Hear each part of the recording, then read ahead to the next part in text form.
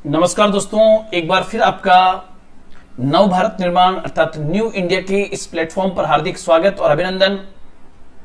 आज हम अंतर्राष्ट्रीय संबंधों की इस क्लास में 3 महत्वपूर्ण संगठनों को पढ़ने के लिए जा रहे हैं जो वर्तमान परिदृश्य में एक बहुत महत्वपूर्ण भूमिका India, China, south Africa, Brazil और रशिया की दृष्टिकोण से अदा कर रहे हैं। तो उसको हम बहुत अच्छे से यहां पर करने का प्रयास करेंगे।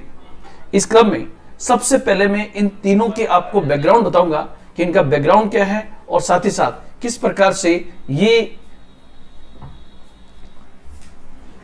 इंपॉर्टेंट ऑर्गेनाइजेशन बन रहे हैं, उसको मैं पूरा यहां पर बताने का पूरा प्रयास करूंगा दोस्तों। तो आज हमारा टॉपिक जो होगा वो basically IBSA, BRICS and SCO, और यहां से बनने वाले तमाम प्रश्नों का बहुत अच्छे से विश्लेषण आपके सामने प्रस्तुत किया जाएगा।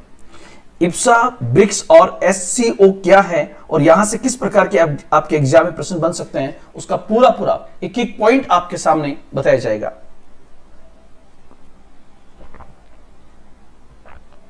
इस क्रम में सबसे पहले हमारा ऑब्जेक्ट होगा कि किस प्रकार से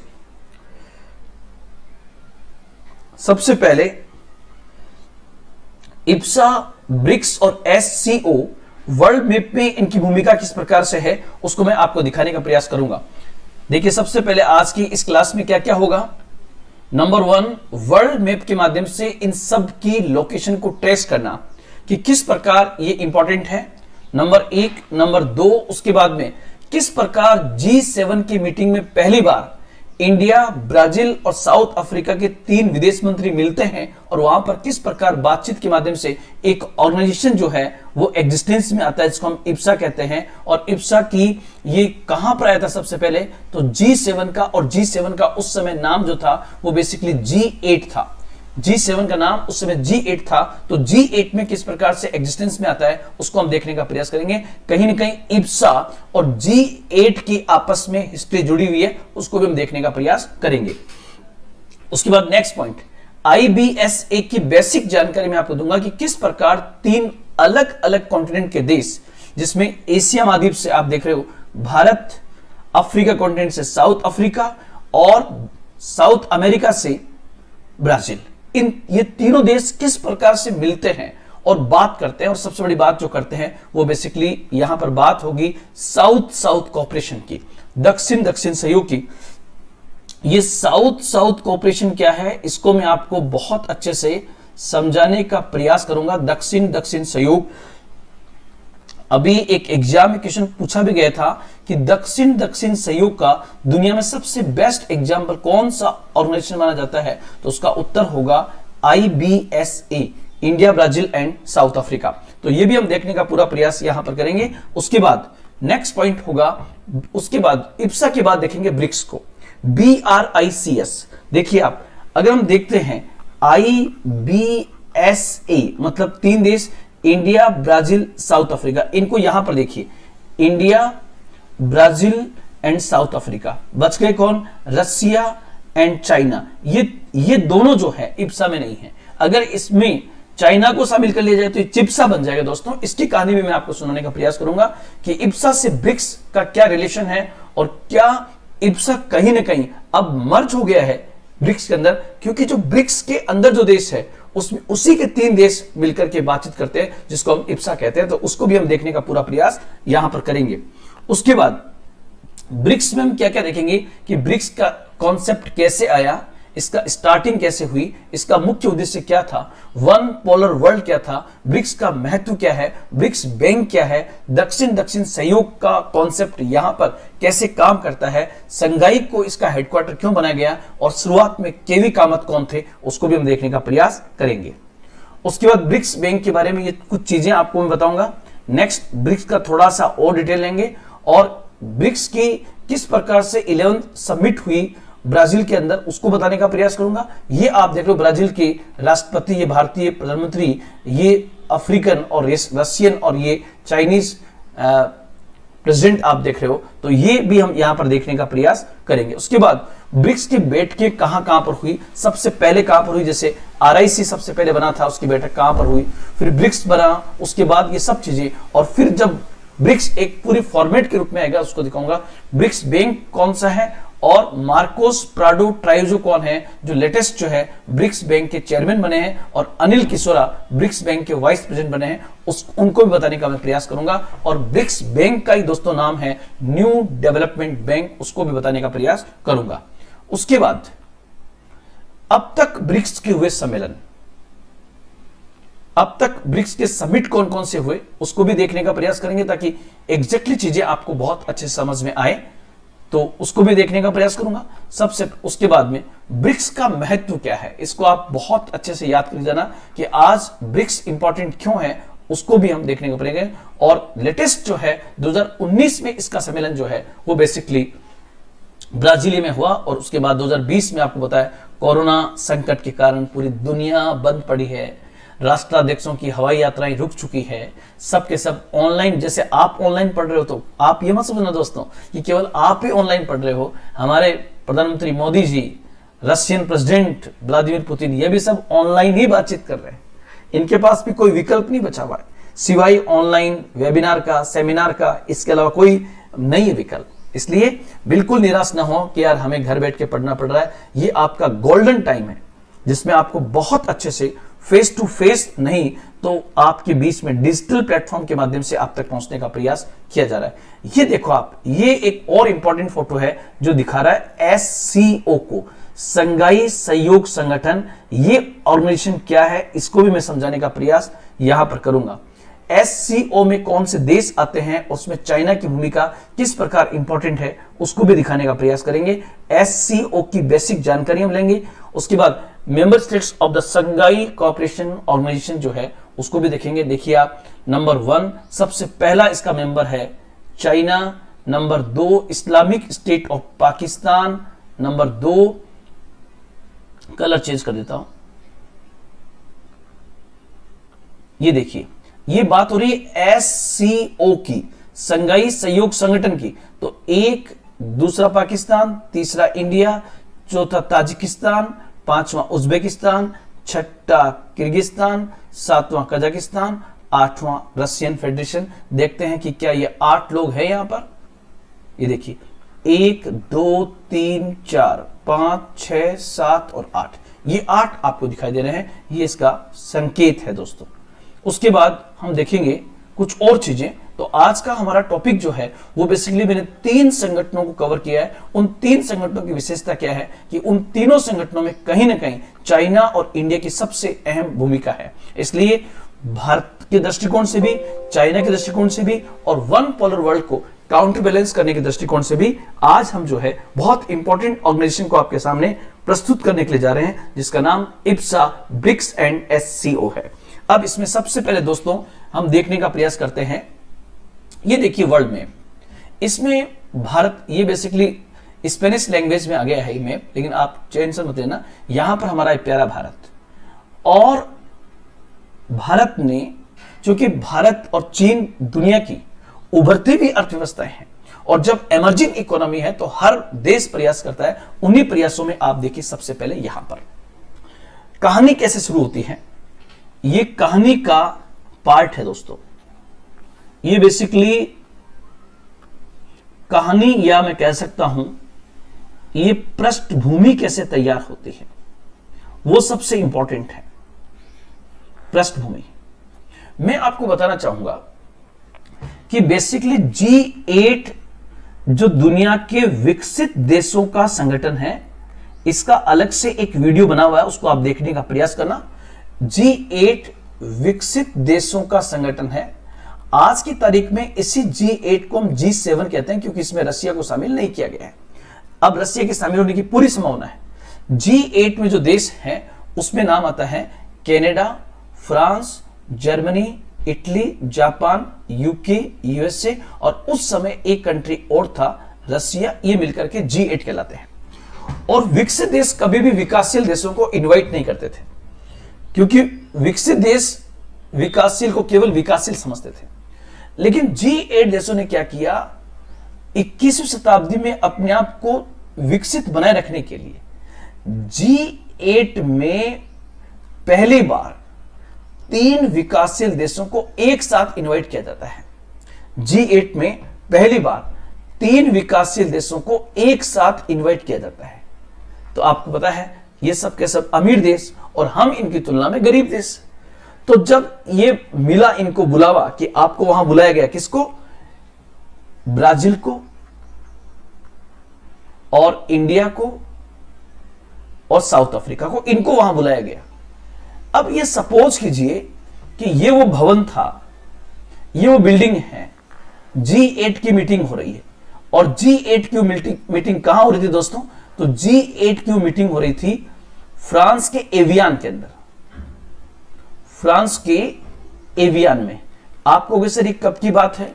तो फ्रांस के एवियान में समिट जो है ये बेसिकली जून 2003 की बात है। जून 2003 की बात है और जहां तक मुझे याद है 1 से 3 जून के आसपास की बात है, उसको आपको याद नहीं करना है।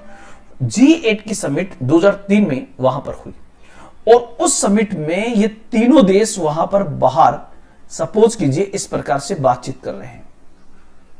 वो 3 देश कौन से थे? India, Brazil and south Africa, कि हमें G8 की मीटिंग में जाके क्या बोलना है। इस प्रकार से एक फॉर्मल बातचीत शुरू होती है कि ये तो सबके सब विकसित देश हैं और हम सब लोग विकासशील देश हैं और हमें इन विकसित देशों के सामने अपने बात को किस प्रकार से रखना है, इसकी रूपरेखा में पहले से तय करनी चाहिए। मतलब मैं कह सकता हूं कि जिस इब्सा की बात हम कर रहे हैं उस इब्सा की रूपरेखा, उसका ड्राफ्टिंग कहां पर तैयार होता है? तो उसका ड्राफ्टिंग G8 समिट एवियान के अंदर जून 2003 में तैयार होता है और वहां पर ही काफी सफल रहा।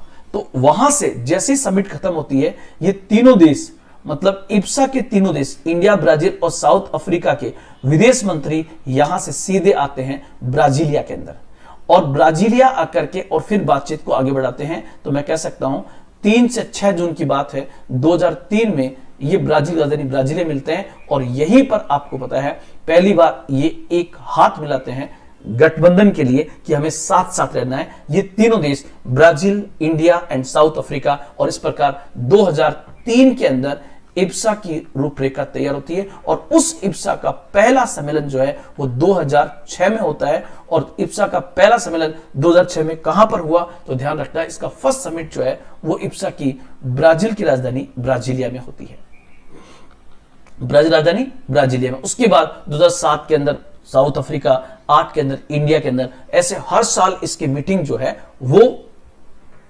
होती रही। तो ये पॉइंट्स आपको यहां पर ध्यान रखने हैं। सबसे पहला पॉइंट, इब्सा की रूपरेखा कहां तैयार हुई? G8 अर्थात विकसित देशों के सम्मेलन के दौरान इसकी तैयार हुई। फॉर्मेटिंग होती है ब्राजील में आकर राजधानी ब्राजीलिया में 2003 में और पहला सम्मेलन जो है वो 2006 में होता है। अब यहां से मैं आगे बढ़ूं तो सबसे पहला पॉइंट आपका आगे आएगा इब्सा। इब्सा क्या है? तो बेसिकली ये 3 विकासशील देश जो है, जो 3 अलग अलग महाद्वीप के हैं, 3 विकासशील देशों का एक अनौपचारिक समूह है, इनफॉर्मल। कोई इसका चार्टर नहीं है, कोई इसका हेडक्वार्टर नहीं है, बस राष्ट्राध्यक्ष या विदेश मंत्री मिलते हैं। अनौपचारिक समूह है, ये इनफॉर्मल ग्रुप है, जिसकी विशेषता क्या है कि ये सब के सब देश जो है बहु सांस्कृतिक देश है। ये विशेषता क्या होगी?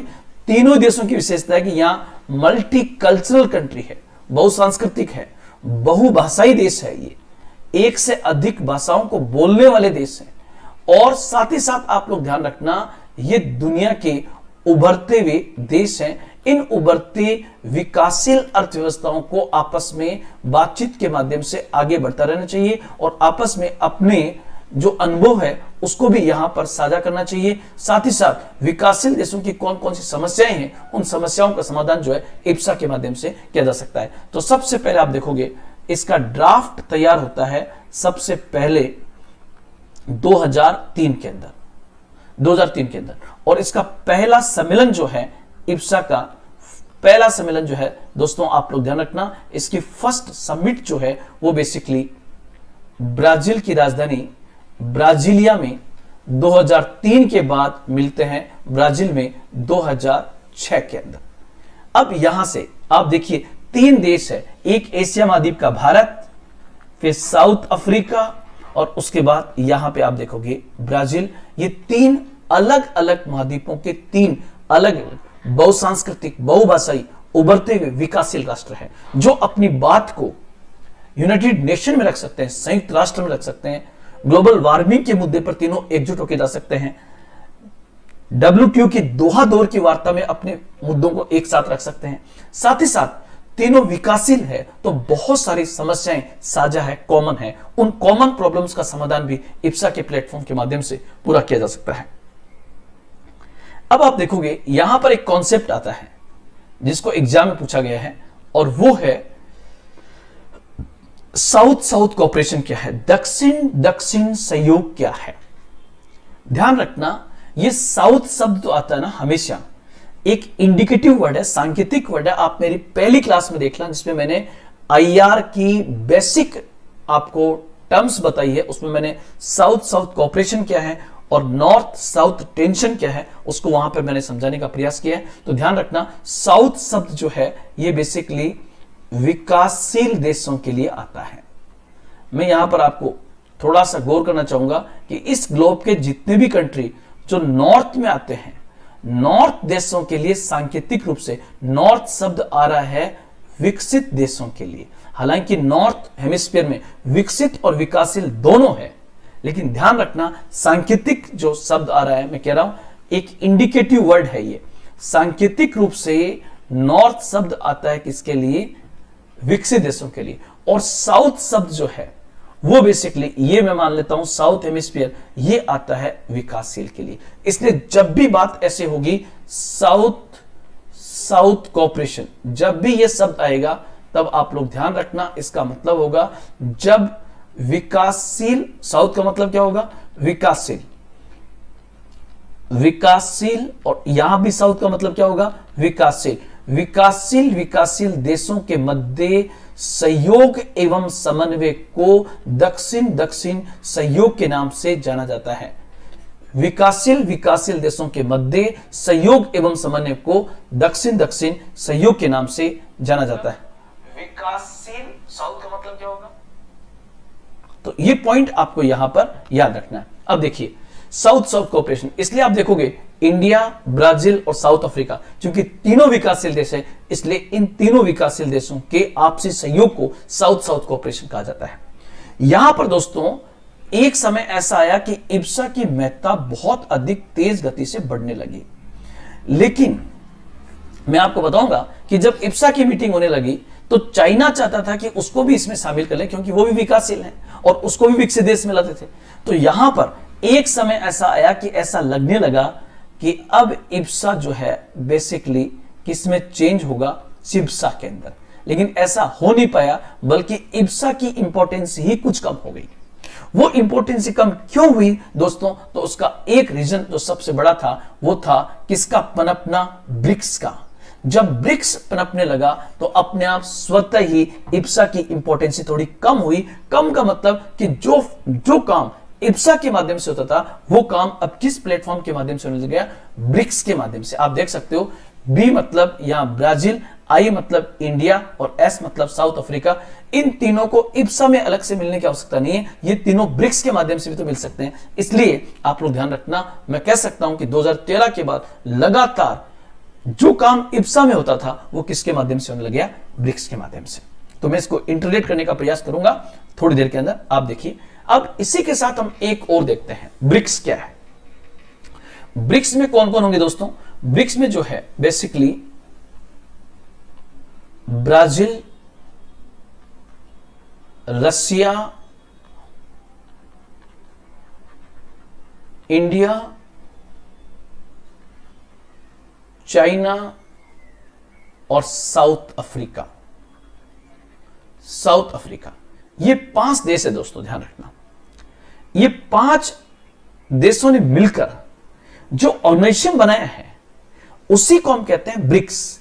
और यहां पर इंपॉर्टेंट क्या बात है कि जो काम इप्सा में हो रहा है वो बेसिकली इसके माध्यम से हो सकता है, क्योंकि ये रहा ब्राजील, ये रहा इंडिया और ये रहा साउथ अफ्रीका। इसलिए यहां पर जब जब ब्रिक्स की मीटिंग होगी तब ये तीनों मिल सकते हैं। इसलिए मैं कह सकता हूं कि जैसे जैसे ब्रिक्स एमर्ज हो रहा है उस ब्रिक्स के अंदर ही एमर्ज हो गया कौन? इब्सा। अब आप कहोगे सर कि ब्रिक्स एग्जिस्टेंस में कैसे आता है सर, हमें इसकी कहानी समझा दीजिए। तो पहले मैं इसकी कहानी आपको समझाता हूं, लेकिन हम इसमें ब्रिक्स में क्या क्या पढ़ेंगे कि ब्रिक्स का कॉन्सेप्ट कैसे पैदा हुआ, स्टार्ट कैसे हुआ, मुख्य उद्देश्य क्या था, वन पोलर वर्ल्ड का कॉन्सेप्ट कैसे आया, ब्रिक्स का महत्व क्या है, ब्रिक्स बैंक क्या है, दक्षिण दक्षिण सहयोग का एग्जाम्पल ब्रिक्स बैंक कैसे है और इसका हेडक्वार्टर ब्रिक्स बैंक का कहां पर है उसको देखते हैं। देखिए सबसे पहले मैं कहना चाहूंगा, आप लोग ध्यान रखना कि 1945 से लेकर 1990 तक 1945 टू 1990, पहले मैं इसकी आपको एक बार पृष्ठभूमि समझाने का प्रयास करता हूं, उसके बाद आप देखने का प्रयास करना। किसकी पृष्ठभूमि? ब्रिक्स की पृष्ठभूमि कैसे आता है। 1945 से 1990 तक जो है दोस्तों ध्यान रखना, पूरी दुनिया या ये पूरा ग्लोब जो था ये दो पोल में बटा हुआ था। इन दो पोल को हम डिवाइड करें तो एक तरफ था ये बेसिकली अमेरिका, सुपर पावर था जो पूंजीवाद का सबसे बड़ा था, और एक था यूएसएसआर। मतलब दुनिया में टू पावर्स थी। जब दुनिया में टू पावर थी तो 1945 टू लेकर 1990 तक इस वर्ल्ड को हम कहते हैं टू पोलर वर्ल्ड। मेरे हिसाब से आपको यह समझ में आ गया होगा कि सबसे पहले मैंने कहा कि 1945 से लेकर 1990 तक का जो वर्ल्ड था उसे द्विध्रुवीय विश्व कहते हैं, और वहां पर दो सुपर पावर थी। एक सुपर पावर का नाम था अमेरिका और एक सुपर पावर का नाम था यूएसएसआर। लेकिन हुआ एक्चुअल में क्या कि दिसंबर 1991 में यूएसएसआर का विघटन हो गया, और उसके डिसइंटीग्रेशन से आपको पता है उसके विघटन से 15 नए देश बनते हैं, और कुल मिला के यूएसएसआर सुपर पावर नहीं रहा। मतलब दिसंबर 1991 के बाद जो है दुनिया में केवल एक सुपर पावर रह गई। जब एक सुपर पावर रह गई तो उस सुपर पावर का नाम था अमेरिका, और अमेरिका जो सुपर पावर बना इसी को हम कहते हैं, आज का ये जो दौर है इसको हम कहते हैं वन पोलर वर्ल्ड। आज दुनिया की महाशक्ति अमेरिका है, और जो अमेरिका कहता है वही लगभग 90% होता है। वो चाहे यूनाइटेड नेशन की बात हो, चाहे WHO की बात हो, चाहे WTO की बात हो, चाहे आप G20 की बात देखोगे तो सब जगह अमेरिका का आधिपत्य है, सब जगह अमेरिका के आधिपत्य है। तो इस क्रम में आप देखिए, अगर हम थोड़ा सा आगे बढ़े, वन पोलर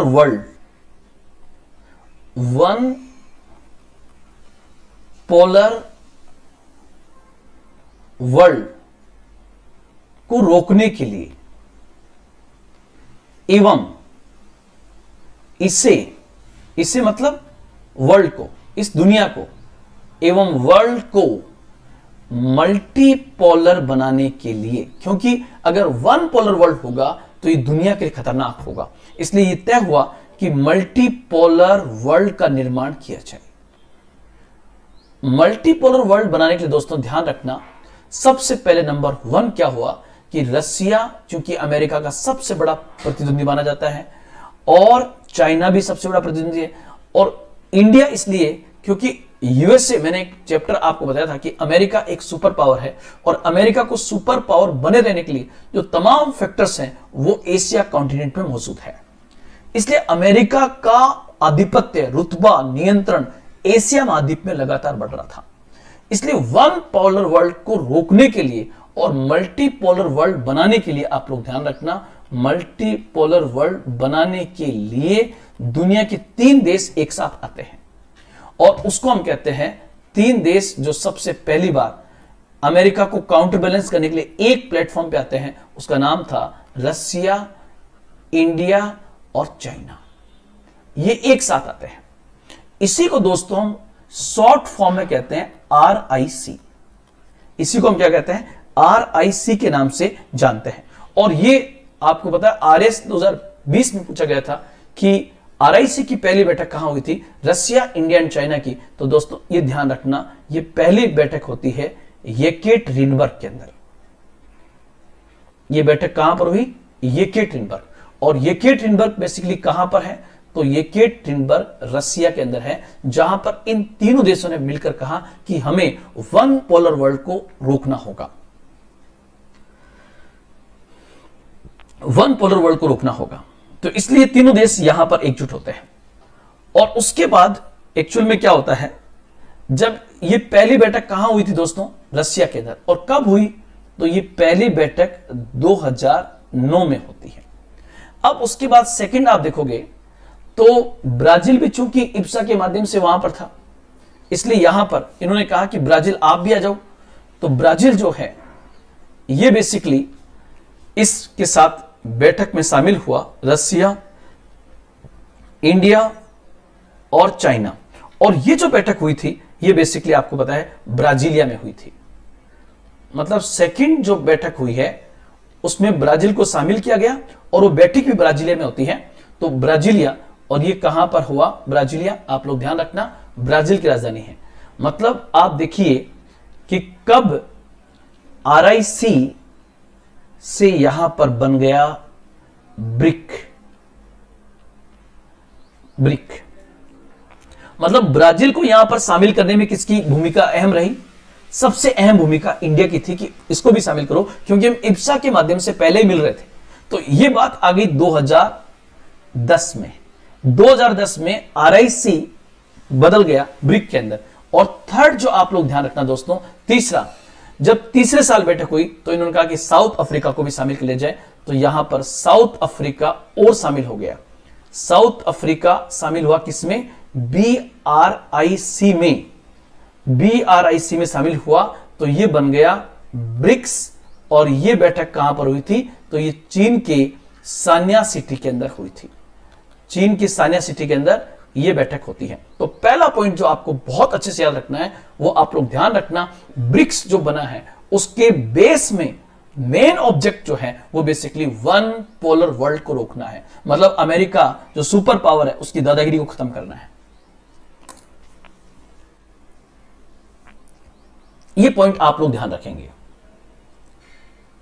ये ब्रिक्स का निर्माण हुआ। अब मैं आपको देखो यहां पर समझाता हूं।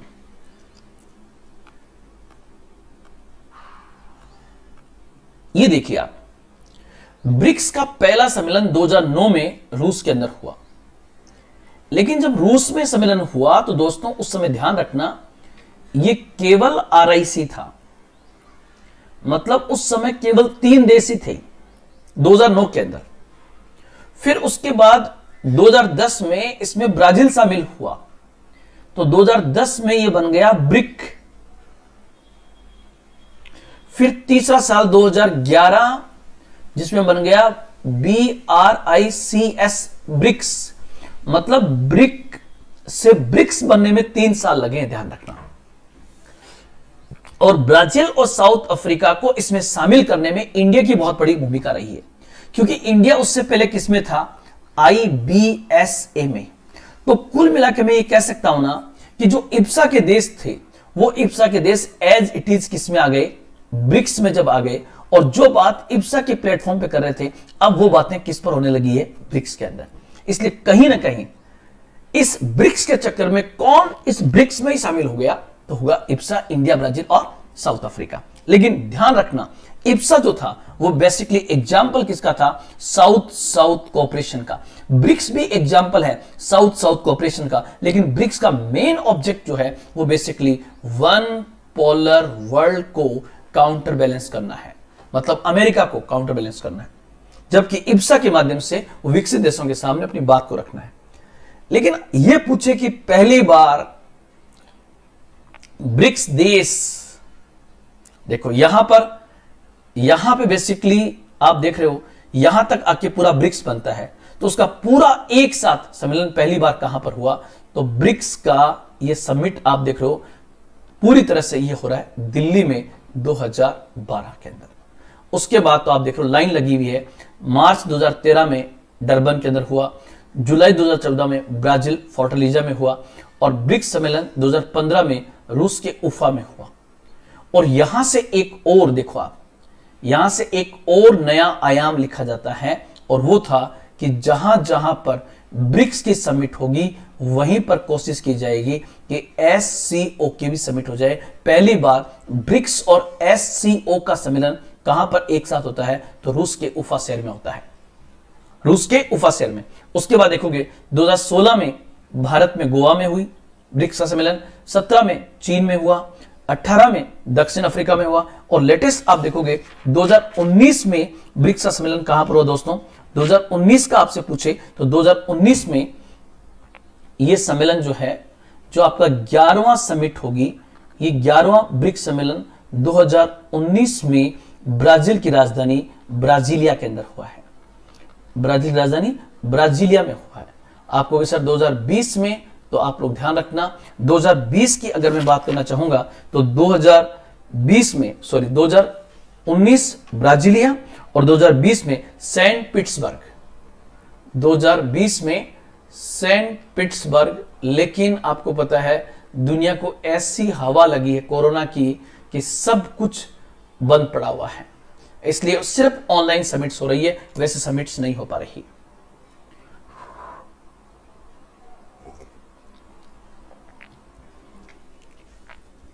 अब एक चीज और, आरआईसी, ब्रिक्स ये सब बना, लेकिन उन सब से पहले दोस्तों हमें ये तो जाने कि कोई तो ऐसा व्यक्ति होगा जिसने सबसे पहले ये कहा होगा कि इन देशों को साथ में आना चाहिए। तो मैं थोड़ा सा आपको समझाना चाहूंगा कि ब्रिक्स का कॉन्सेप्ट कैसे आया, ये संकल्पना कैसे आई। तो मैंने यहां पर सबसे पहले यहां पर हेडिंग डाल दी, यहां पर, और मैंने लिखा कि ब्रिक्स की संकल्पना सबसे पहले कैसे आती है, ब्रिक्स का कॉन्सेप्ट कैसे आता है, द कॉन्सेप्ट ऑफ ब्रिक्स। सबसे पहले मैं बताऊंगा ब्रिक्स की संकल्पना का सबसे पहले जो विचार आया, वो विचार आता है प्रसिद्ध अर्थशास्त्री जिसका नाम था जिम ओ'नील। ध्यान रखना, प्रसिद्ध अर्थशास्त्री जिम ओ'नील। और जिम ओ'नील किस कंपनी के साथ एसोसिएट थे उस समय, तो ये दुनिया की फेमस कंपनी थी गोल्डमैन सैच। दुनिया की फेमस कंपनी का नाम है गोल्डमैन सैच। उस गोल्डमैन सैच के प्रसिद्ध अर्थशास्त्री थे जिम ओ'नील। उस जिम ओ'नील ने एक कॉन्सेप्ट पेश किया अपने एक ऐसे के माध्यम से, मतलब उन्होंने एक ऐसे लिखा,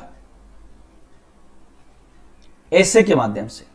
वो जो ऐसे उन्होंने लिखा, उस ऐसे का हेडिंग क्या था दोस्तों, तो उसका हेडिंग था dreaming with BRICS. Dreaming with BRICS, the path to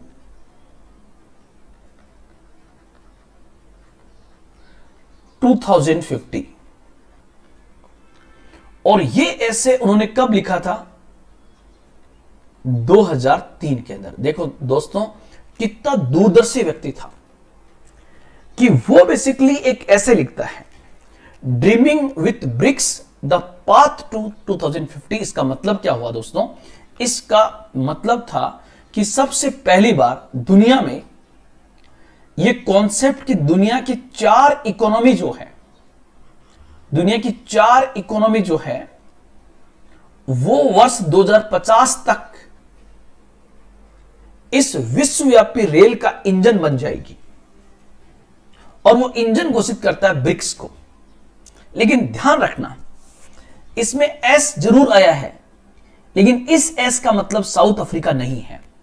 वो केवल 4 देशों को लेकर ये कॉन्सेप्ट पेश करता है।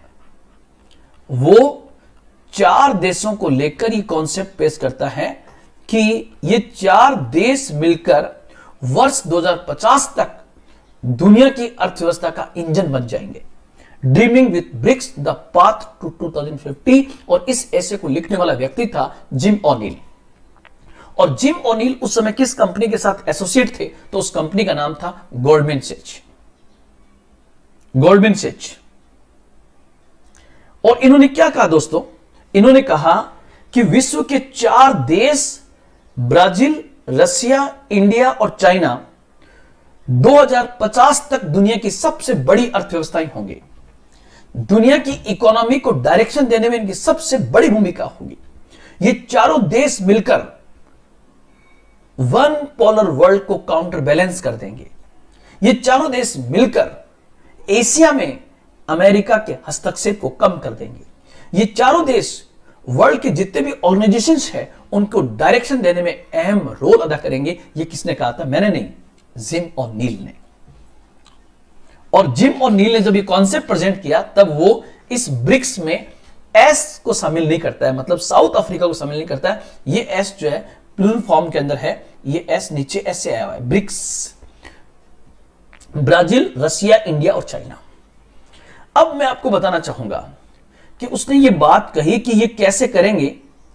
तो उसने कहा कि इसमें दो दो देशों के ग्रुप की बड़ी भूमिका है। वो कैसे? उन्होंने कहा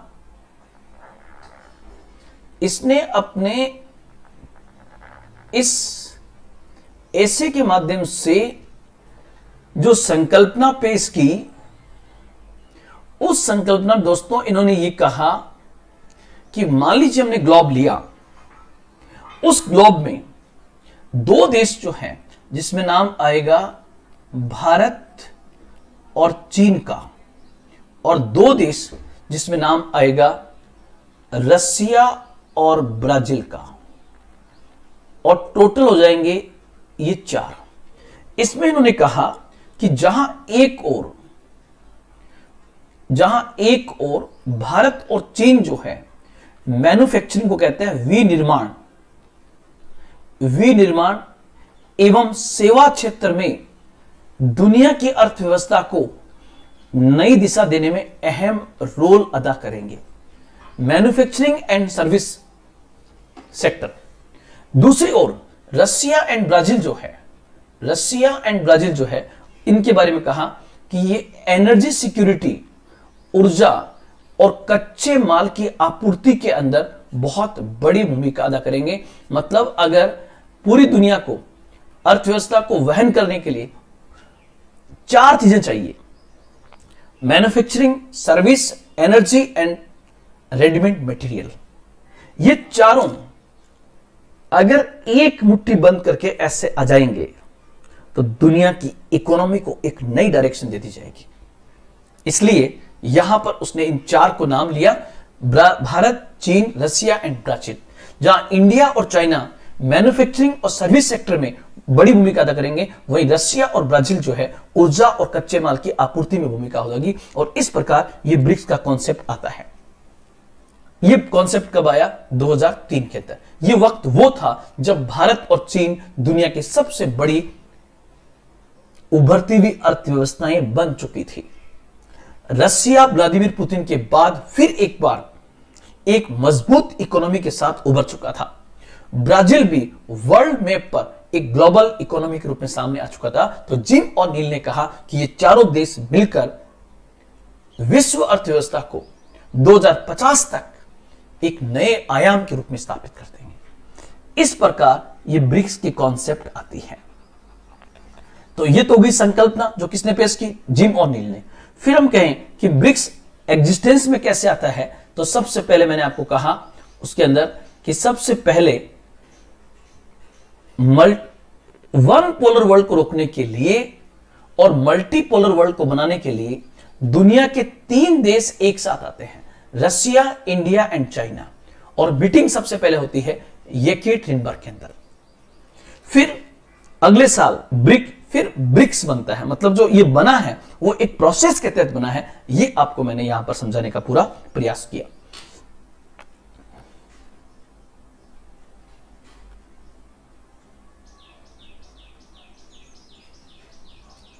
अब एक क्वेश्चन और आपसे यह पूछे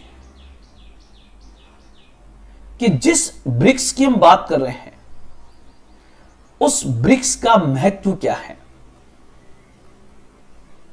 ब्रिक्स का महत्व क्या है? इंपॉर्टेंसी ऑफ ब्रिक्स क्या है दोस्तों? मतलब ये 5 देश अगर साल में एक बार मिलते हैं तो क्या इनके मिलने का अर्थ सार्क की तरह केवल मिलने तक ही सीमित है या कोई इंपॉर्टेंसी भी है? तो उसको मैं बताने का प्रयास करूंगा।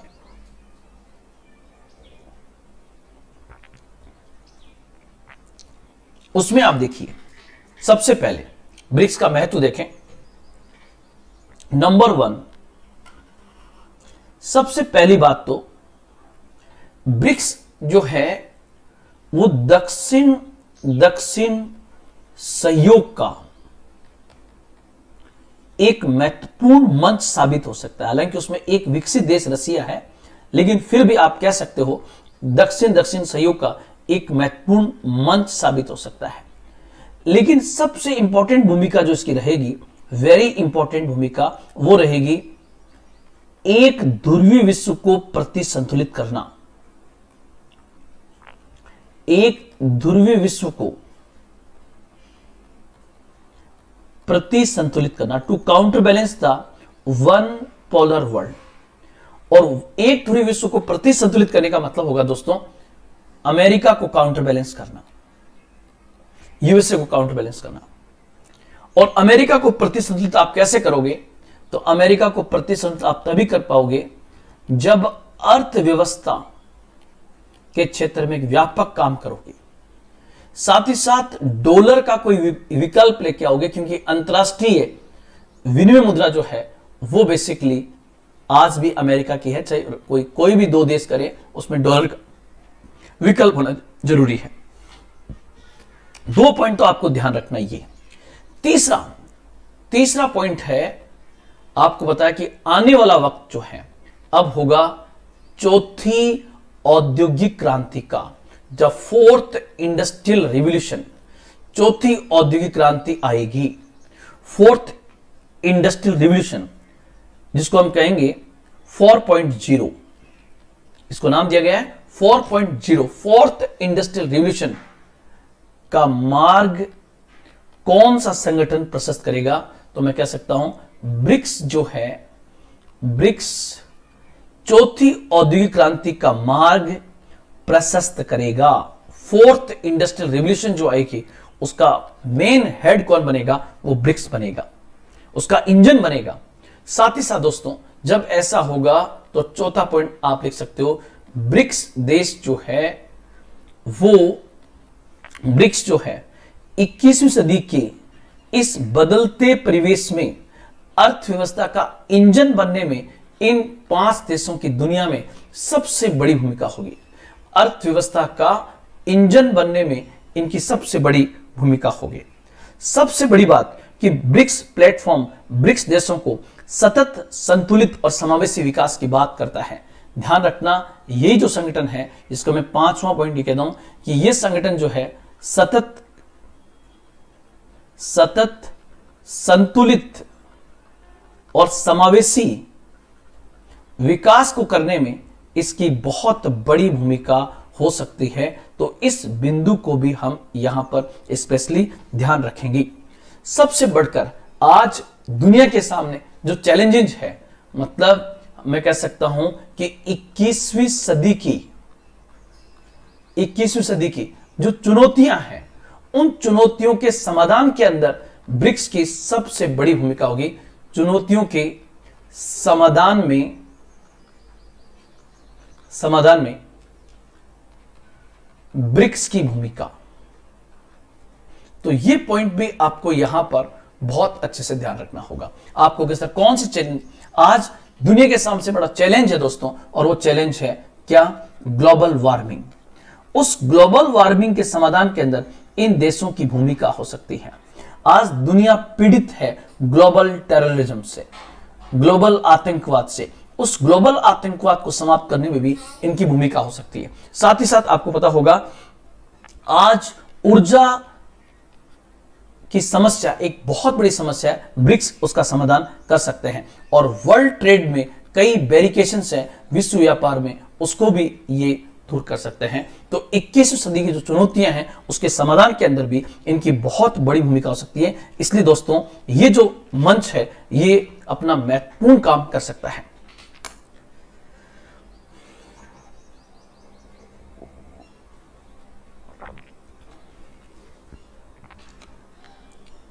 लेकिन ब्रिक्स का ये तो महत्व हो गया, लेकिन आपसे ये पूछ ले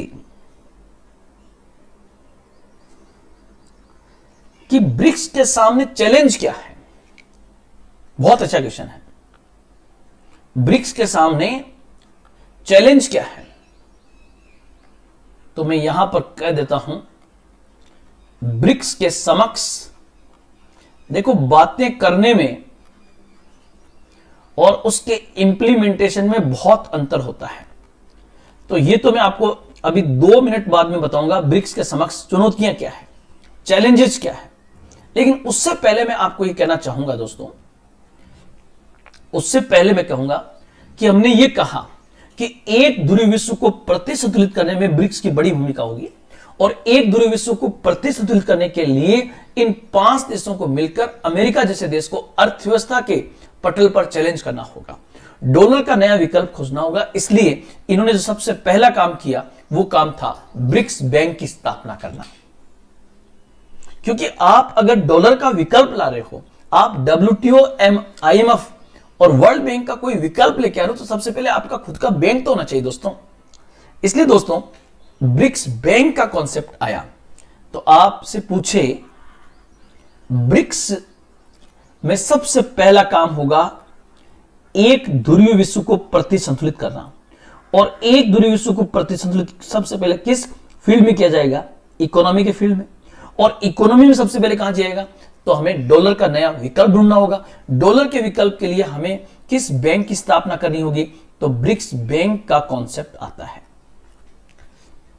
आप कहोगे सर आपने इस फोटो में एक नाम लिख रखा है new development bank, new development bank. तो ध्यान रखना ब्रिक्स के अधिकांश देश जो है वो डेवलपिंग नेशन है, इसलिए ब्रिक्स बैंक को ही नाम दिया गया है new development bank, new development bank, ये इसी का नाम दिया गया है। और दोस्तों ध्यान रखना डेवलपिंग नेशन अर्थात विकासशील देशों के लिए कौन सी टर्म आती है, तो विकासशील देशों के लिए टर्म आती है दोस्तों, आप लोग ध्यान रखना, साउदर्न, दक्षिण शब्द आता है, इसलिए आप लोग ध्यान रखना ब्रिक्स बैंक को साउदर्न बैंक के नाम से भी जाना जाता है। इसी को बेसिकली साउदर्न बैंक भी कहा जाता है। अब आप कहोगे सर इस साउदर्न बैंक की स्थापना कब हुई, ब्रिक्स बैंक की स्थापना कब होती है दोस्तों, तो ब्रिक्स बैंक की स्थापना हुई 15 जुलाई 2015 को। 15 जुलाई 2015 को ब्रिक्स बैंक की स्थापना होती है, और बाकायदा इसका इनॉग्रेशन जो है, इसका उद्घाटन होता है 21 जुलाई को, 21 जुलाई 2015 को।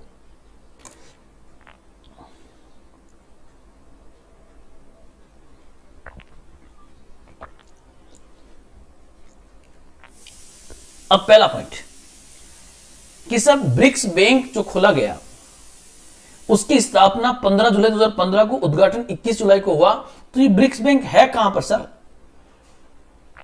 तो ब्रिक्स बैंक दोस्तों ये जो 5 देश है, ब्राजील, रशिया, इंडिया, चाइना और साउथ अफ्रीका, इन्हीं में तो होगा।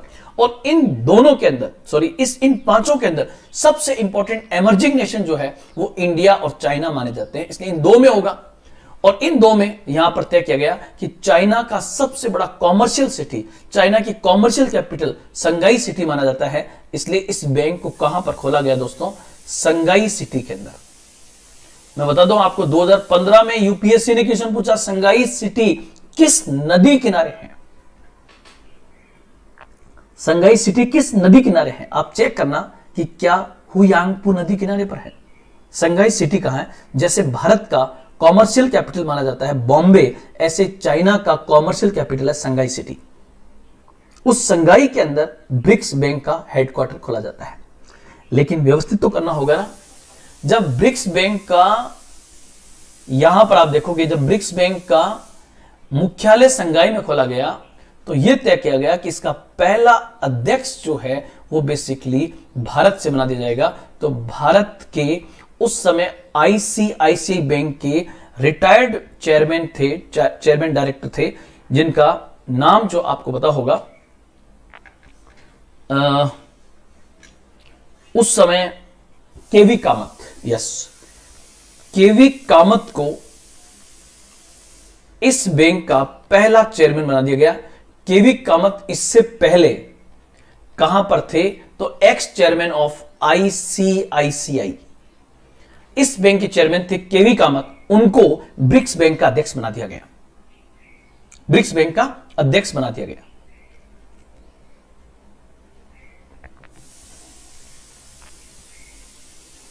और यह पूछे कि जो ब्रिक्स बैंक है उसका उद्देश्य क्या है, तो उद्देश्य में एक पॉइंट तो ध्यान रखना, ये वो तमाम काम करेगा जो एक ध्रुवीय विश्व को प्रति संतुलित कर सके। एक ध्रुवीय विश्व का नया विकल्प तैयार करना, और एक ध्रुवीय विश्व का विकल्प तभी तैयार होगा जब आपके पास आईएमएफ और वर्ल्ड बैंक का विकल्प तैयार होगा, आपके पास डॉलर का नया विकल्प तैयार होगा। लेकिन ये तो एक प्रकार की नेगेटिव थिंकिंग हो गई ना कि आप तो उसको काउंटर बैलेंस करोगे, कुछ आपका भी तो ऑब्जेक्ट होना चाहिए ना। तो इसने कहा कि हमारा ऑब्जेक्ट ये होगा, जितने भी इन 5 देश है, ये पांचों लगभग उभरती हुई है, तो उभरती हुई विकासशील अर्थव्यवस्थाएं जो है, मतलब मेन तो ये पांचों ही हो गए, उभरती हुई विकासशील अर्थव्यवस्थाएं की संरचना एवं उनके सतत विकास से संबंधित, सतत विकास, पहली बात तो अर्थव्यवस्था की संरचना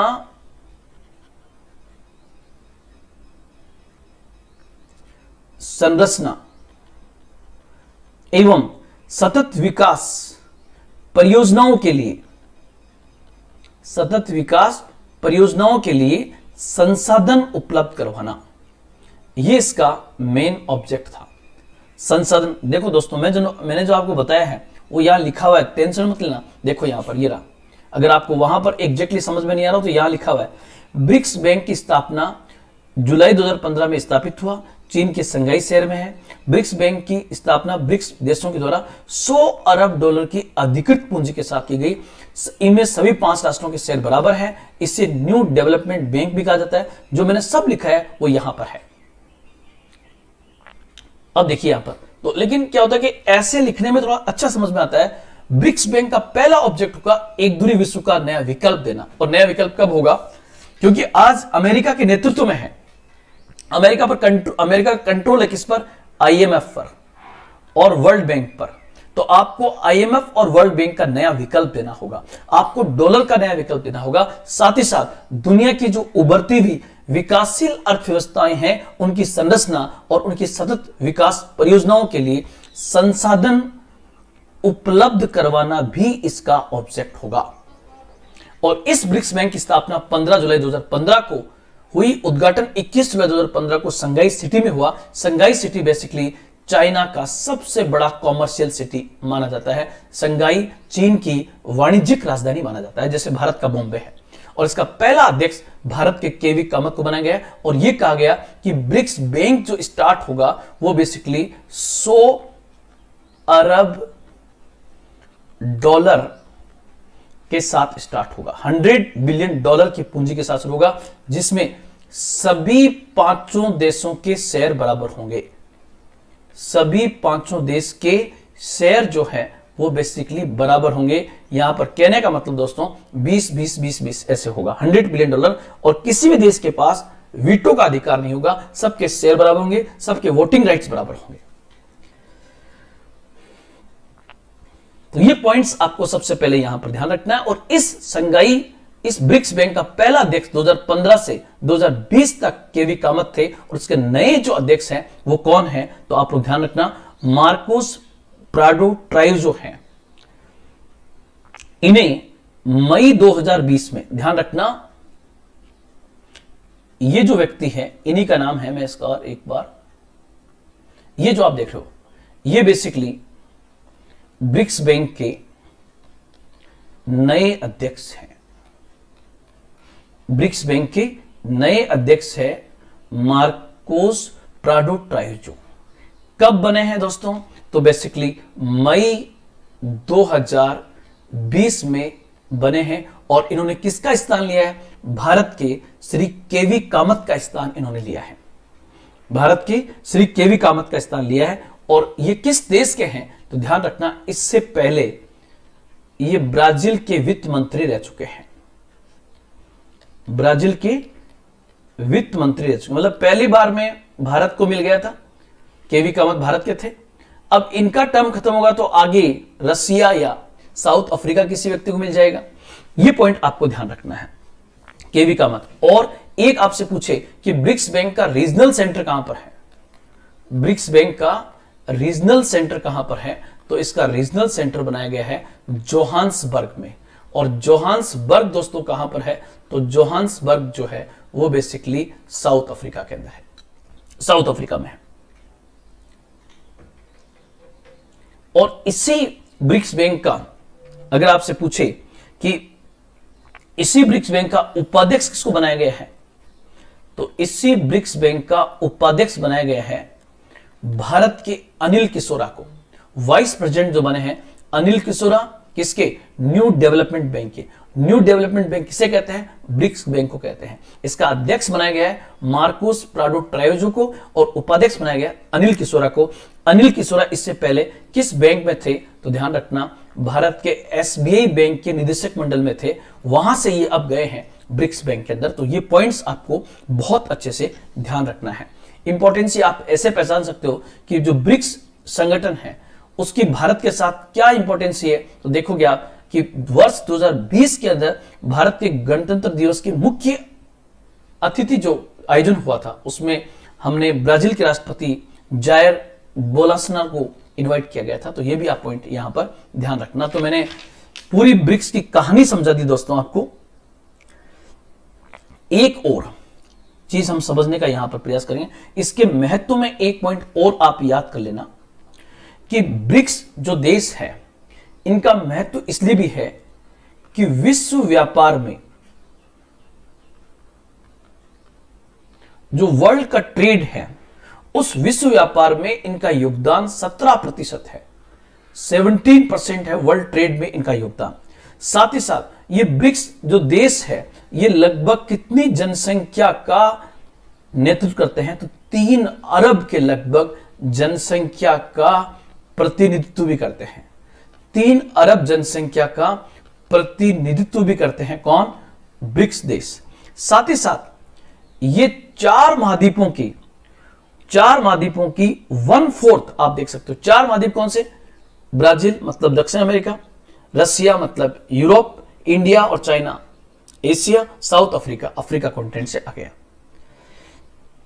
और मैं आपको बता दूं कि सकल घरेलू उत्पाद जो है, सकल घरेलू उत्पाद में जो वर्ल्ड का टोटल सकल घरेलू उत्पाद है, वैश्विक सकल घरेलू उत्पाद की बात करें तो उसका ये मिलकर ये देश 1/4 का नेतृत्व करते हैं, 1/4 का, 1/4 का। तो इसलिए ये बहुत इंपॉर्टेंट माना जाता है ब्रिक्स।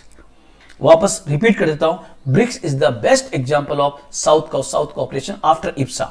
और इप्सा जो था ना, उसका विलय कहीं ना कहीं इनके माध्यम से हो गया, क्योंकि ब्रिक्स जो है वो उन तमाम चीजों को पूरा कर रहा है जिसके लिए इप्सा की स्थापना की गई थी। तो ये भी पॉइंट आप यहां पर स्पेशली ध्यान रखोगे।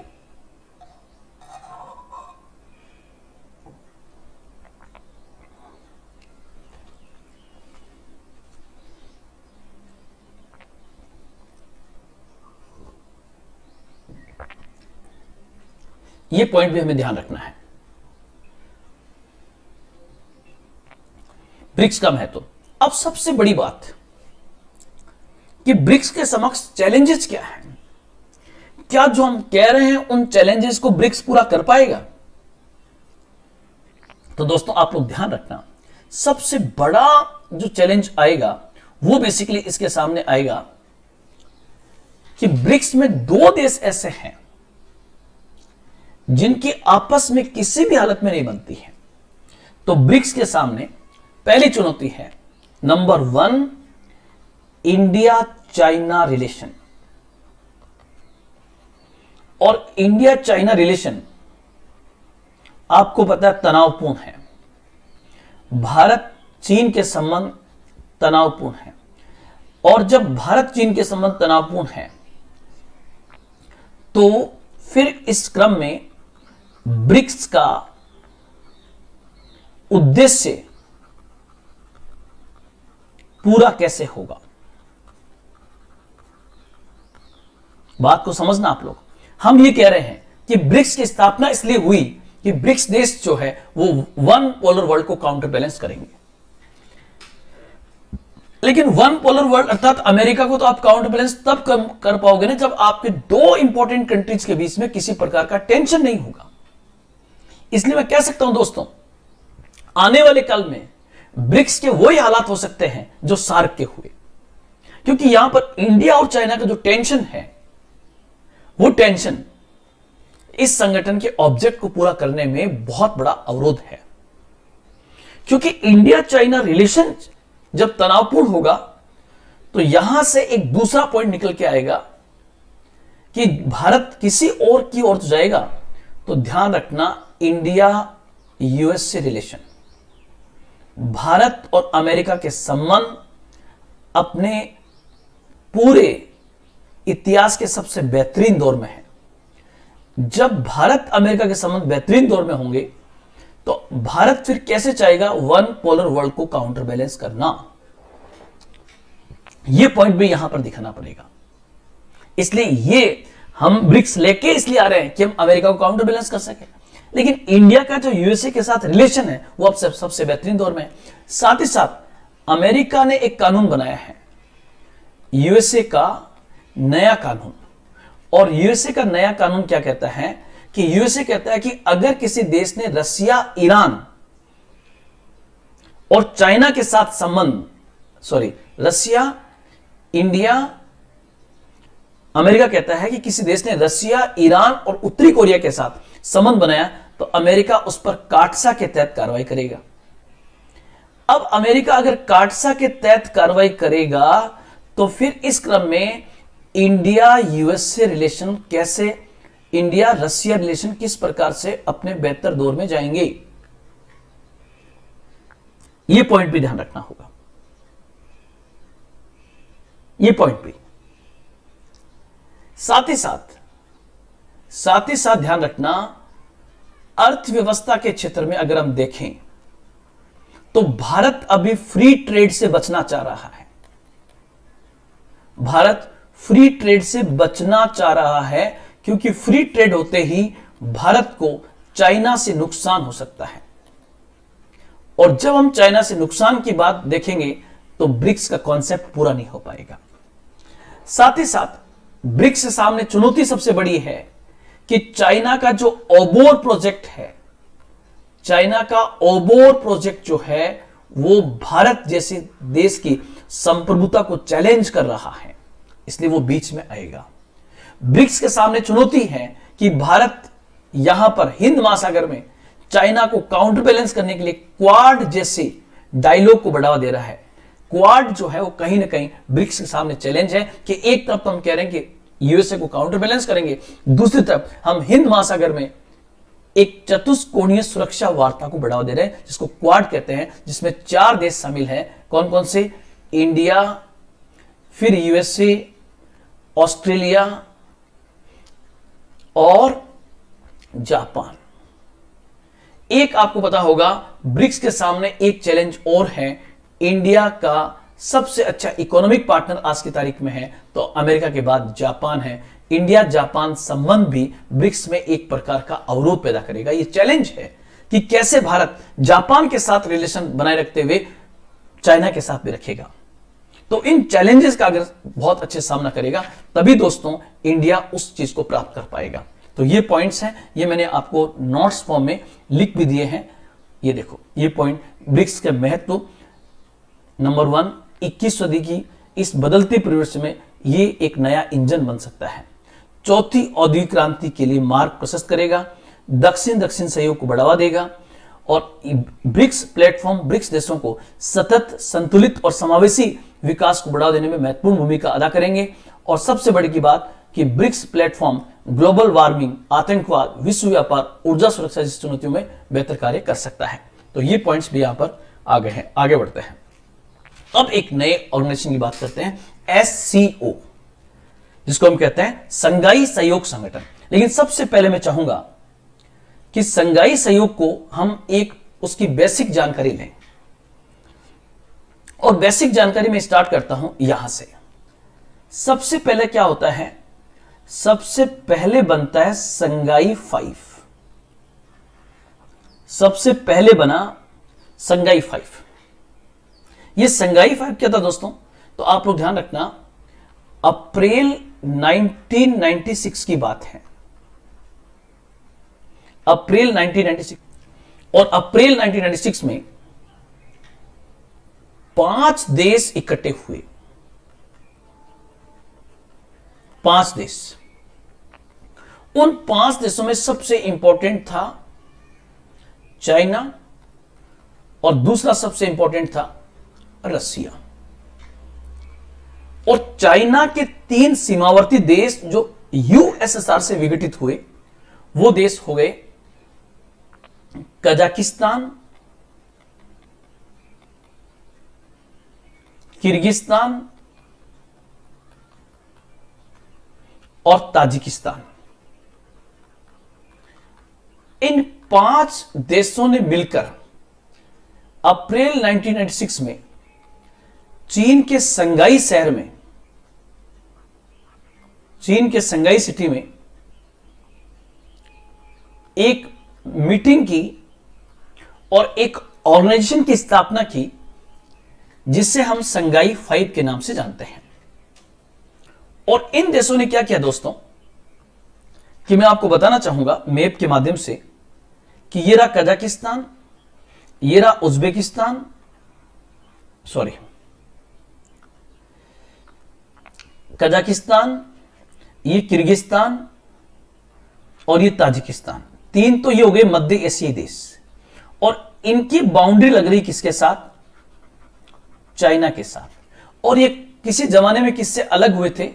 यूएसएसआर से। मतलब इनकी बाउंड्री थोड़ी लगती है रसिया के साथ भी। तो 4, चौथा ये और 5वां ये। इन 5 देशों ने मिलकर यह तय किया कि हम अगले कुछ वर्षों में, और टाइम दिया लगभग 4 से 5 वर्षों में, उद्देश्य जो था वो उद्देश्य था सीमा विवादों का समाधान करेंगे। सीमा विवादों का समाधान करेंगे। To solve the boundary disputes, सीमा विवादों का समाधान करेंगे। बात तय हो गई।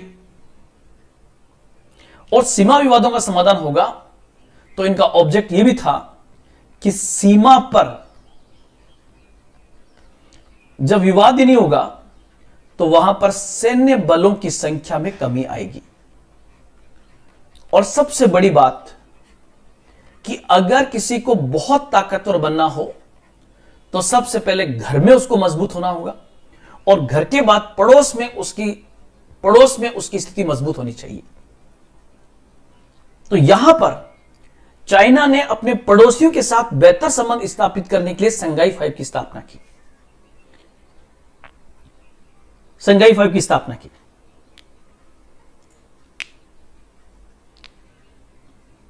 और सबसे बड़ी बात क्या कि 4 वर्षों के भीतर, बहुत बड़ी बात मानता हूं, मैंने इतिहास रच दिया। 4 वर्षों में इन्होंने अपने सीमा विवादों का समाधान कर लिया। बहुत बड़ी बात है। सीमा विवादों का समाधान कर लिया। और जैसे सीमा विवादों का समाधान हुआ, आपको पता है इसी के साथ संघाई 5 एक सफल संगठन बन गया। जब पहला ऑब्जेक्ट इनका पूरा हो गया तो इन देशों ने तय किया कि अब इसका नाम बदल दिया जाए। तो संघाई 5 का नाम बदलकर 2001 में, आप लोग ध्यान रखना, 2001 में इसका नाम जो है वो बेसिकली संघाई 5 से इसका नाम हो गया संघाई सहयोग संगठन। संघाई सहयोग संगठन। और जब संघाई कोऑपरेशन ऑर्गेनाइजेशन इसका नाम हो गया, जब ऐसा हुआ दोस्तों, तो फिर यह भी तय किया गया कि इसमें एक और सदस्य को शामिल किया जाए, और एक और मेंबर शामिल हुआ। और जो नया मेंबर एससीओ में शामिल हुआ उसका नाम था उज्बेकिस्तान। उसका नाम था उज्बेकिस्तान और बन गया एससीओ। और जो एससीओ बना उसका मेन ऑब्जेक्ट क्या हो गया, क्योंकि सीमा विवादों का समाधान तो कर लिया उन्होंने, तो अब उद्देश्य हो गया आर्थिक एवं राजनीतिक सहयोग। और मैं आपको बताना चाहूंगा दोस्तों, आज की तारीख में दुनिया के सबसे सफल संगठनों में से एक के रूप में गिनती की जाती है एससीओ की। आर्थिक एवं राजनीतिक सहयोग, इकोनॉमिक एंड पॉलिटिकल कोऑपरेशन भी इसका ऑब्जेक्ट हो गया। आर्थिक एवं राजनीतिक सहयोग, आर्थिक एवं राजनीतिक सहयोग। इस पॉइंट को आप समझने का प्रयास करना दोस्तों। अब एक तरफ आप देखिए, एक तरफ जब एससीओ बन रहा है तो मैंने क्या कहा, इब्सा का प्रोसेस स्टार्ट होता है 2003 में, और पहला सम्मेलन हुआ, पहला सम्मेलन 2006 में। इसमें 3 देश है, इंडिया, ब्राजील, साउथ अफ्रीका। इसमें चाइना नहीं है। दूसरी तरफ आप देखोगे RIC 2009 में, BRIC 2010 में, और BRICS 2011 में। तो यहां पर आप देखिए जो चीजें इब्सा में हो रही थी वो 2012 से किस में होने लग गई, वो 2012 से वो तमाम चीजें ब्रिक्स में होने लग गई। इसलिए धीरे धीरे ब्रिक्स की इंपॉर्टेंस इब्सा की इंपॉर्टेंस कम होने लगी। अब यहां पर आप देखोगे, यहां पर जो 3 देश है, इंडिया, ब्राजील, साउथ अफ्रीका, तो चाइना की इसमें ये थी कि चाइना कह रहा है हमें भी शामिल कर लो ताकि हम ये चिप्सा बन जाएगा।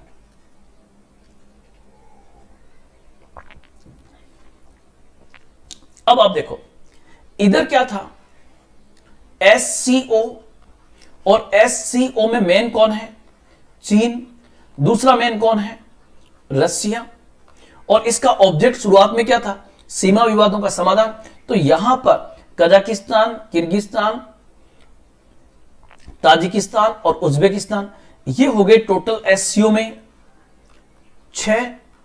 तो रसिया ने यह कहा चाइना से कि यार इसमें इंडिया को भी शामिल कर लो, क्यों नहीं इसमें इंडिया को शामिल किया जाए। मतलब एससीओ में इंडिया को शामिल करने की बात चलने लगी तो चाइना ने कहा शामिल तो कर लेंगे, लेकिन इंडिया को पहली शर्त माननी पड़ेगी। अब एससीओ की पहली शर्त क्या थी दोस्तों, एससीओ की पहली शर्त जो थी वो बेसिकली थी सीमा विवादों का समाधान। और भारत और चीन के सीमा विवादों का समाधान 70 साल में नहीं हुआ, तो अब कैसे होगा। तो फाइनली क्या हुआ, जब लगा कि सीमा विवाद समाधान नहीं होगा तो एससीओ का जो सम्मेलन जून 2017 में हुआ, उसमें जून 2017 में घोषणा हुई कि एससीओ में भारत को भी शामिल कर लिया जाएगा, भारत को भी शामिल कर लिया जाएगा। यह डिक्लेरेशन होती है। जैसे कई बार रिजल्ट आया, मान लो आईएएस का रिजल्ट आया और आपने प्री का रिजल्ट देखा, तो आपकी खुशी का ठिकाना नहीं रहा कि आपने आईएएस का प्री पास कर लिया है। ऐसे भारत की खुशी का ठिकाना नहीं रहा कि भारत एससीओ में शामिल हो गया है। लेकिन मान लो अगले पल आपको यह पता लगे कि आपने जो आईएएस प्री एग्जाम पास किया, उसमें आपने दिल्ली में, जयपुर में जाके कोचिंग ज्वाइन की, फिर आंसर राइटिंग की, फिर पेपर पढ़े, ऐसा किया, और आपके गांव में, आपके पड़ोस में जो बच्चा है, उसने न तो कोचिंग की, न किसी स्कूल में गया, न किसी टीचर के पास में गया, न कोई ऑनलाइन कोर्स का, वो भी प्री पास कर गया। अब दोस्तों, अगर वो प्री पास कर गया तो हमारी प्री पास करने की जो खुशी थी वो एकदम डाउन हो गई। मैं कहना चाहूंगा कि भारत ने तो इतना प्रयास किया, इब्सा, ब्रिक्स, इसके माध्यम से तब जाके एससीओ मेंबर बना। लेकिन चाइना ने क्या किया कि जब भारत को यहां पर मेंबरशिप दी गई तो उसके साथ उसने क्या किया, यहां पर पाकिस्तान को भी शामिल कर लिया। मतलब जिस समय जून 2017 में घोषणा हुई कि इसका मेंबर भारत को बनाया जाएगा, उस समय किन दो देशों की एक साथ घोषणा होती है? भारत और पाकिस्तान को।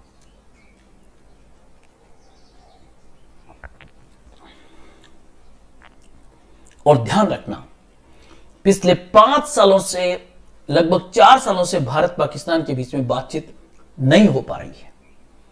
उस टेंशन को 100% एससीओ में महसूस किया जा सकता है। और फाइनली आप कहोगे सर, भारत एससीओ में शामिल कब हुआ? जून 2018 में भारत और पाकिस्तान दोनों एससीओ में भाग लेते हैं एज ए मेंबर। और ये पहला सम्मेलन जिसमें इन्होंने भाग लिया, उसका नाम था किंगडाओ सम्मेलन। किंगडाओ एक जगह है चीन के अंदर, वहां पर इसका समिट हुआ था एससीओ का, और वहां पर भारत और पाकिस्तान को एज ए मेंबर शामिल कर लिया गया था किंगडाओ के अंदर।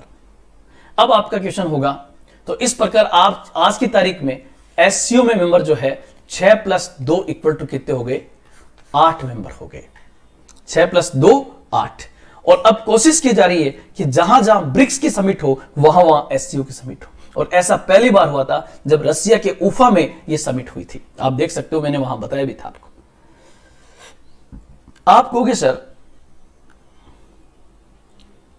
ये देखिए, member states of Shanghai cooperation organisation, ये आप देखिए, सबसे पहला number 1 People's Republic of China, number 2 Islamic Republic of Pakistan, number 3 India, number 4 Tajikistan, number 5 Uzbekistan, number 6 Kyrgyzstan, number 7 Kazakhstan, number 8 रसिया।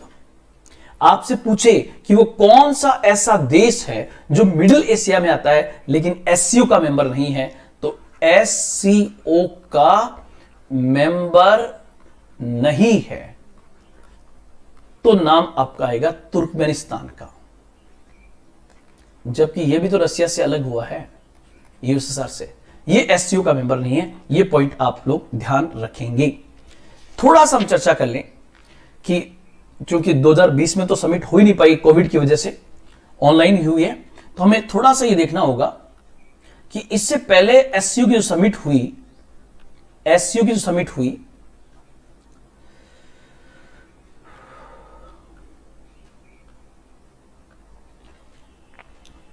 यहां पर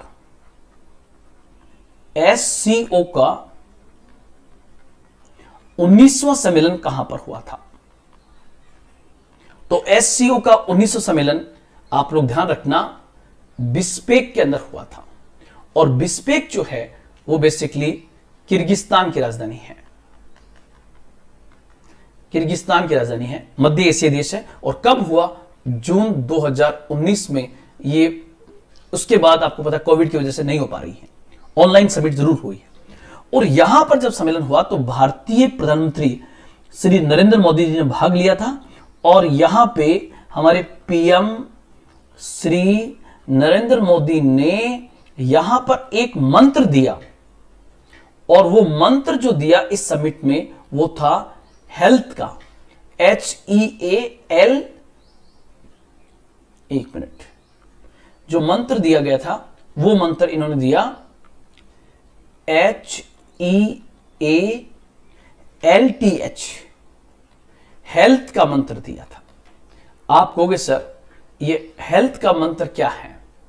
तो यहां पर हमारे प्रधानमंत्री जी ने यह कहा कि यहां पर इसका अर्थ होगा कि SCO के माध्यम से हेल्थ केयर कॉपरेशन किया जाए। कितनी बड़ी बात उन्होंने दूरदर्शिता दिखाई। और आप देखिए जाए कोविड-19 में सबसे अधिक आवश्यकता है तो स्वास्थ्य के क्षेत्र में कोऑर्डिनेशन की आवश्यकता है, हेल्थ केयर कोऑर्डिनेशन की बात कही। दूसरा ई का मतलब होगा इकोनॉमिक कॉपरेशन, आर्थिक सहयोग की बात कही। ए का मतलब होगा दोस्तों alternative energy, alternative energy cooperation की बात की गई, मतलब सौर ऊर्जा, विंड एनर्जी इसके ऊपर। तीसरा एल का मतलब होगा literature and cultural cooperation, literature and cultural cooperation की बात यहां पर की जाती है, साहित्य एवं सांस्कृतिक सहयोग की बात की जाती है। टी का मतलब क्या होगा दोस्तों? तो टी का मतलब इन्होंने कहा टेररिज्म फ्री सोसाइटी की स्थापना की जाए, टेररिज्म फ्री सोसाइटी की स्थापना की जाए। और एच का मतलब क्या होगा दोस्तों? तो एच का मतलब यहां पर था ह्यूमैनिटेरियन कॉपरेशन की बात की गई, ह्यूमैनिटेरियन कॉपरेशन की बात भी यहां पर की गई। यह मंत्र बेसिकली किसके द्वारा दिया गया? भारतीय प्रधानमंत्री श्री नरेंद्र मोदी ने SCO के 19वें समिट में बिस्पेक के अंदर एज ए मेंबर बोलते हुए कहा कि हमें health cooperation, economic cooperation, alternative energy cooperation, literature and cultural cooperation, terrorism free society and human cooperation पे बल देना चाहिए। हेल्थ शब्द के माध्यम से उन्होंने कहा था। और साथ ही साथ यह भी कहा कि फिजिकल कनेक्टिविटी के साथ साथ हमें पीपल टू पीपल कनेक्टिविटी पर बल देना चाहिए ताकि SCO के देश एक दूसरे के नजदीक आ सके। पीपल टू पीपल कनेक्टिविटी पे आते हैं और आतंकवाद को विशेष फोकस किया ताकि चाइना के माध्यम से पाकिस्तान को थोड़ा बैलेंस किया जा सके। अब लास्ट पॉइंट, भारत के लिए SCO की महत्ता क्या होगी? तो ध्यान रखना, नंबर 1, इसके माध्यम से भारत की मध्य एशिया तक पहुंच जो है वो बेसिकली आसान होगी, मध्य एशिया तक पहुंच आसान होगी। ऊर्जा सुरक्षा की कमी पूरी होगी, या हम ऊर्जा सुरक्षा सुनिश्चित कर सकेंगे क्योंकि यहां पर 3 ब्लॉक ऐसे हैं, रसिया, चाइना और मध्य एशिया, जहां से तेल, प्राकृतिक गैस के भंडार वहां पर है। साथ ही साथ आपको पता है इसके माध्यम से भारत ब्रिक्स को मजबूत कर सकेगा। साथ ही साथ यहां पर 2 सदस्य और है, पाकिस्तान और चाइना। ब्रिक्स के इसके माध्यम से आपको पता है SCO के माध्यम से पाकिस्तान और चाइना से बेहतर संबंध बनने की भी पूरी संभावना यहां पर होगी। और दुनिया की आधी आबादी का क्योंकि 2 बड़े देश इंडिया और चाइना तो है ही, तो दुनिया की आधी आबादी का नेतृत्व जो है वो SCO कर रहा है। दुनिया की अर्थव्यवस्था का 20% पार्ट यहां पर है, इसलिए आने वाले कल में SCO निश्चित रूप से बड़ी भूमिका अदा करेगा। साथ ही साथ एक ध्रुवीय विश्व को प्रतिसंतुलित करने के अंदर भी SCO की भूमिका बहुत अहम होने वाली है। तो दोस्तों आज पूरा जो हमारा टॉपिक था वो 3 संगठनों को लेकर मैंने पूरी चीज आपको बताई। और ध्यान रखना ये तीनों संगठन आपस में इंटरलेट है, इसलिए आपको बहुत अच्छे से इन तीनों को एक साथ देखना है, तीनों को एक साथ देखना है। तो दोस्तों मैं दौलत खान, मैंने न्यू इंडिया की इस प्लेटफॉर्म के माध्यम से, नव भारत निर्माण की इस प्लेटफॉर्म के माध्यम से आपके साथ बेहतर करने का प्रयास किया, बहुत सारे इंफॉर्मेशन आप तक पहुंचाने का प्रयास किया। इब्सा, ब्रिक्स और SCO को लेकर आपस में इंटरलेट क्वेश्चन बन सकते हैं, जिसमें मैं आंसर राइटिंग की फॉर्मेटिंग के अंदर वहां पर इसके क्वेश्चंस लूंगा। आज इतना ही। जय हिंद, जय भारत।